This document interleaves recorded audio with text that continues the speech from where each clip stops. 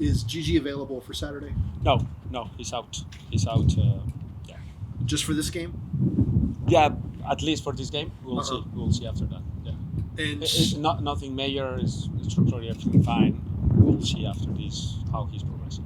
And I'll be honest with you, I can't tell Daniel Rios from Luis Abram when they're across the field. Is Rios? Rios was doing a session today on the field, and we are happy with his progress. We will see in the next few hours how he's responding. Yeah, we'll make a decision on him.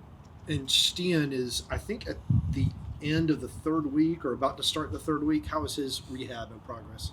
Very good, very good. He's doing really, really good. We're really happy with how he's progressing his knee. But yeah, I don't want to give you a timeline on when he can be back, but we're positive and we're happy.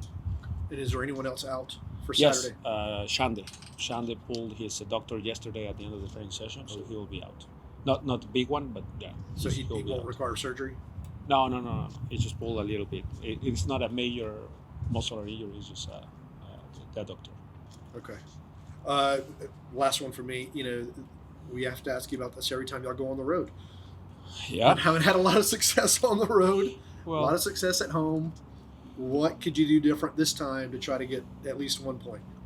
yeah, a couple of circumstances. We knew that facing the champion at home in the first game and all this was going to be a difficult game. I think we were playing good at some point. The second half was really good. Not so happy with the first half, but the second half was better. Then Toronto, difficult game. Everything, I don't want to blame the international window or anything like that.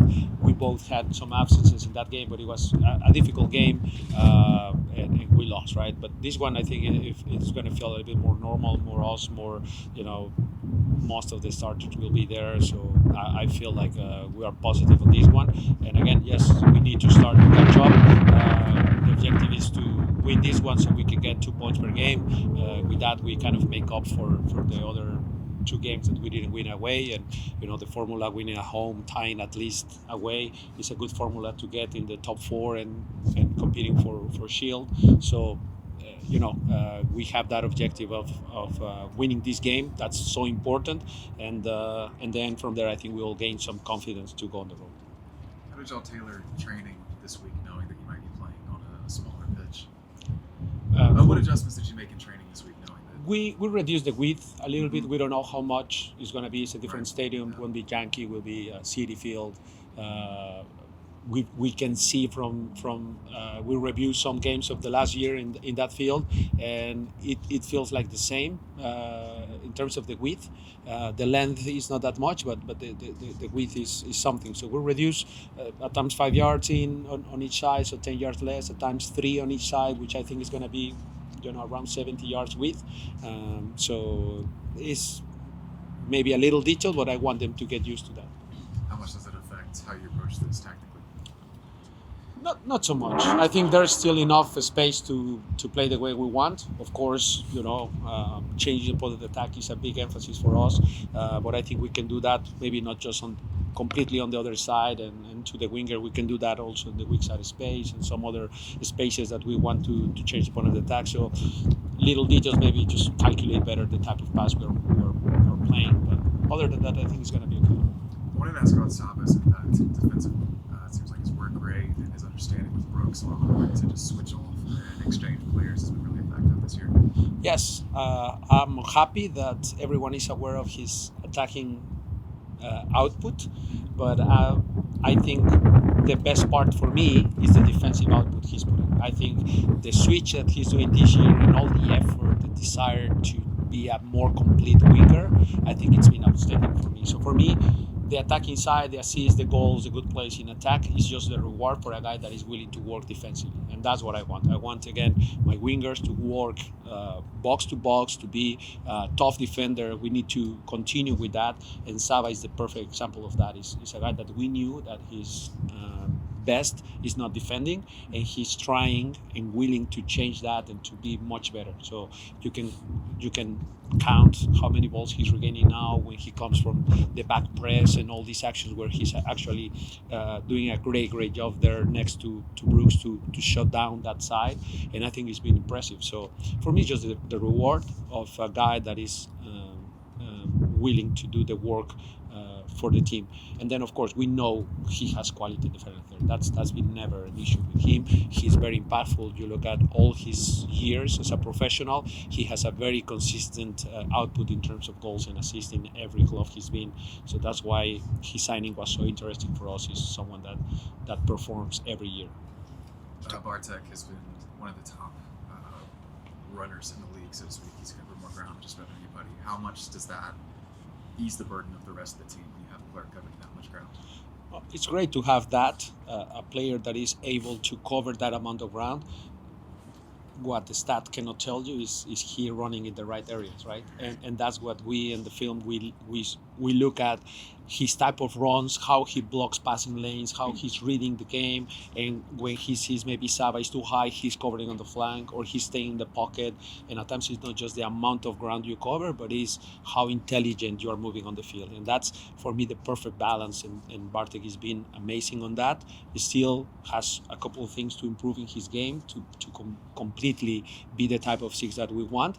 But in terms of many things, he's doing great, and one of those is covering the right amount of ground and in the right areas that we want him to cover those spaces. What are the things he needs to improve?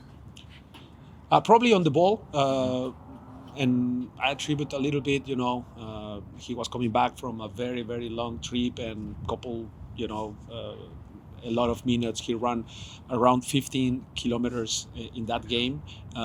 So 90 plus 30 plus PKs, all this, and the stress, the mental stress, the long trip, something he's not being used to. So I felt that he was kind of mentally fatigued, and he missed a couple passes that are not characteristics of him. I've seen many games in film of him playing, and he doesn't miss those passes easily. So that's the area where I will challenge him a little bit more to continue growing. But the overall package of Bartek has been amazing. Tyler started at left wing in place of Jean-Day against Toronto. Is it likely he's going to be the starter on Saturday? You will see on Saturday around 6:30. You will get to know. Can Edwin play on the left? Yeah, he did last game. He did. Okay. He did play last game on the left. He's been on both sides. I think I have wingers. All of them. That maybe Luke is the one that I never tried on the left, but Derek can play on both sides. Saba can play on both sides. Shande can play on both sides. Tyler can play on both sides. Edwin can play on both sides. So I have a good amount of wingers to pick to start this game, and we'll see. There are different things that we're taking in consideration: fitness levels, who's a better game changer, what we need. Do we need pace? Do we need more technical ability? So those are the things that we're still trying to make the best decision.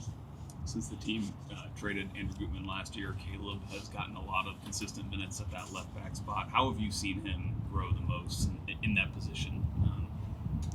Well, a lot. I would say that this year the big job he's doing is defensively. It's also the shift that most of the 1v1 actions he has on the flank, he's been very successful. We're working a little bit different, slightly different compared to last year. So I think that suits the whole back four. So we're more stable too. I think having Derek in behind, so vocal and so aggressive in his message, I think helps him to just play the role of a kid, just trying to get his first 100 games in his career. But he's progressing really well.